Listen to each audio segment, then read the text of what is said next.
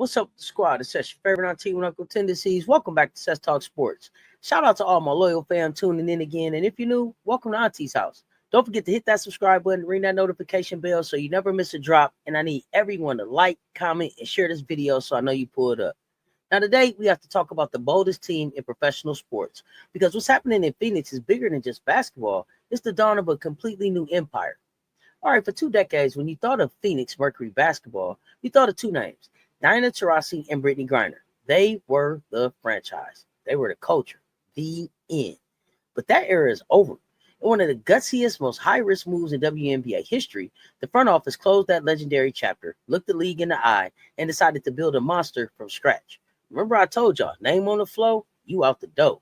They ushered in a new era with new faces, new all-star talent, and a completely new identity. And what was their reward for this bold move? The injury bug hit them like a freight train.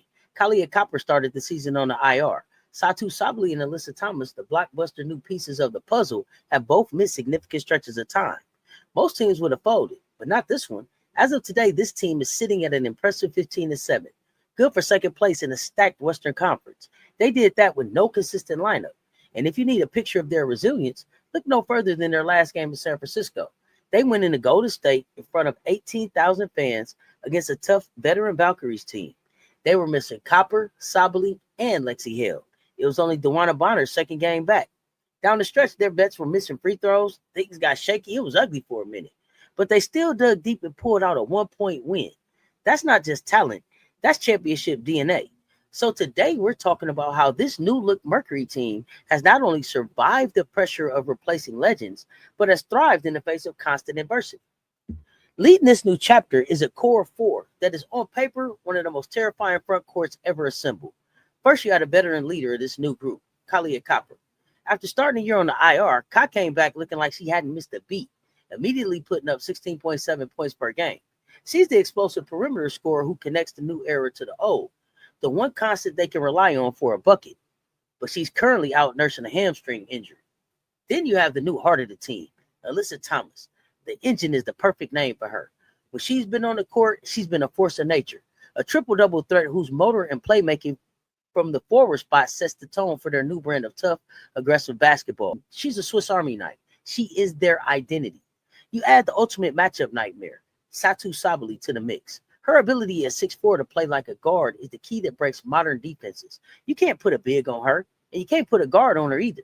She is the queen of the mismatch, and when she's healthy, this offense hits on another level. She's currently out nursing an ankle injury, though, so we still wait to see that.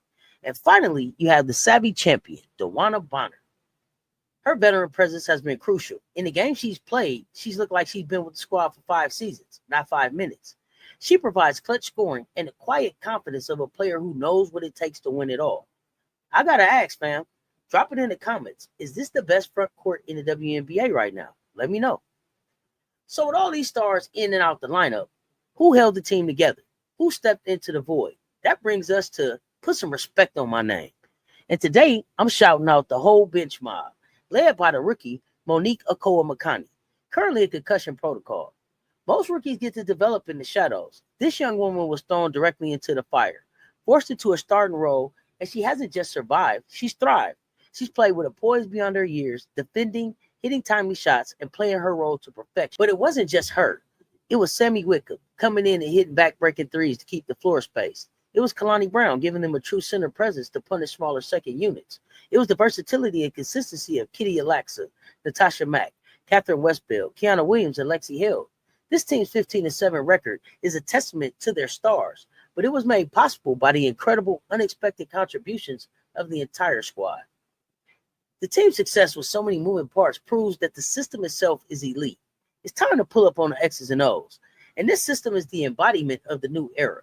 They moved on from the Griner-centric post-up game and the Taurasi-led offense of the past.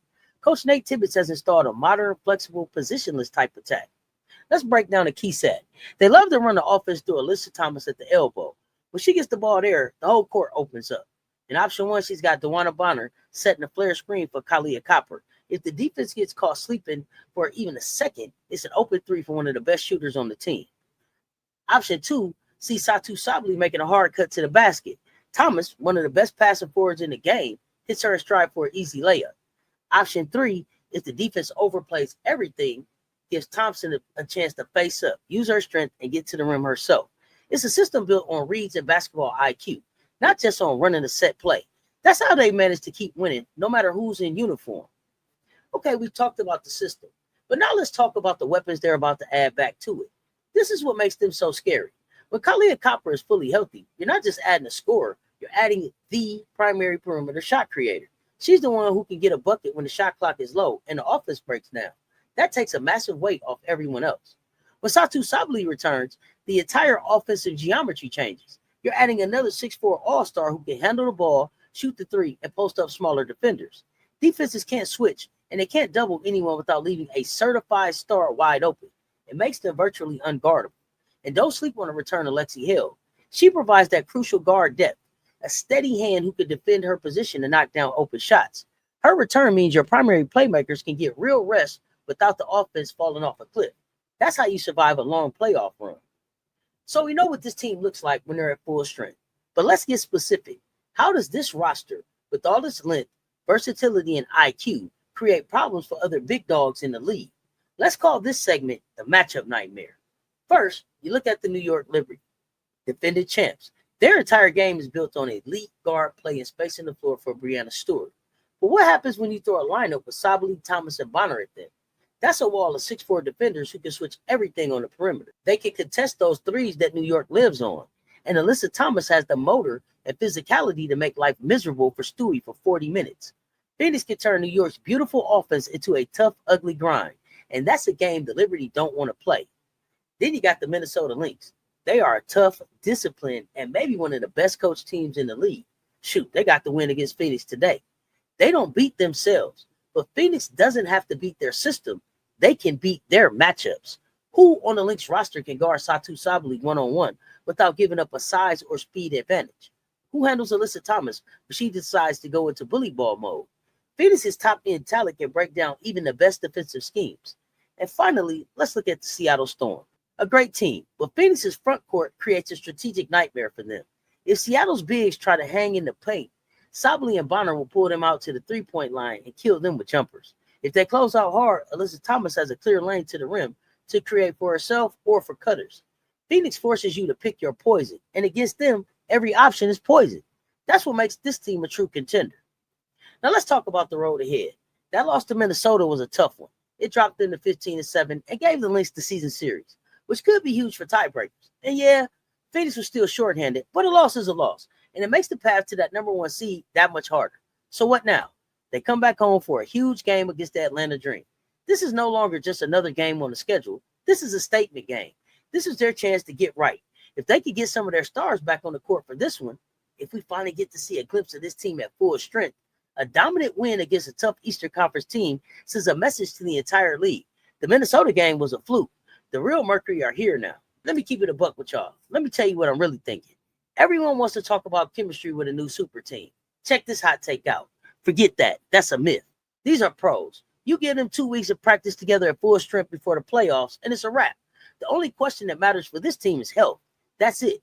If they solve that one problem, they are unbeatable, period, in a 5-game series or a 7-game series. So what could possibly stop a team that has already proven it can win through so much adversity? It comes down to 2 big questions. Time for some unfiltered facts. Fact number 1, the only opponent they haven't beaten is the injury report. Their biggest challenge is their own health. They have proven they can win while shorthanded, but to win a championship, they need their best players on the floor for a 3-round playoff gauntlet. That is the single biggest question hanging over this franchise. Fact number 2, their greatest strength has a hidden cost. The flip side of their resilience is a simple lack of reps together. Their ideal starting lineup has played shockingly few minutes as a unit this season. While they've looked terrifying in those small glimpses, championship basketball is about the fine details and the unspoken chemistry built over time. Can they build that on the fly in the high-pressure environment of the playoffs? It's a ticking clock. So when you put it all together, what do we get? You get the most dangerous team in the WNBA. The front office in Phoenix made one of the boldest gambles in league history, choosing to end the legendary era to build a new empire from scratch. That gamble was immediately tested by a wave of injuries that would have broken a lesser team. But it didn't break them. They stand at 15-7. They have proven the concept works. We haven't even seen the real full-strength Phoenix Mercury yet. If this team, a team that is already elite while wounded, walks into the playoffs healthy, the rest of the league has a serious problem. They won't just be playing for a title, they'll be playing to prove that a dawning of this new era in Phoenix is the beginning of a dynasty. A championship wouldn't just be a win, it would be the ultimate validation of their high-risk, high-reward strategy. All right, fam, make sure you drop a comment with your thoughts on this Phoenix Mercury super team. Don't forget to hit that subscribe button, ring the notification bell, and share this video. Catch y'all next time on Cess Talk Sports, where we're always bringing you the latest on the rising stars and legends in the making. Keep hooping. Stay tuned. Talk soon. I'm out. Bam.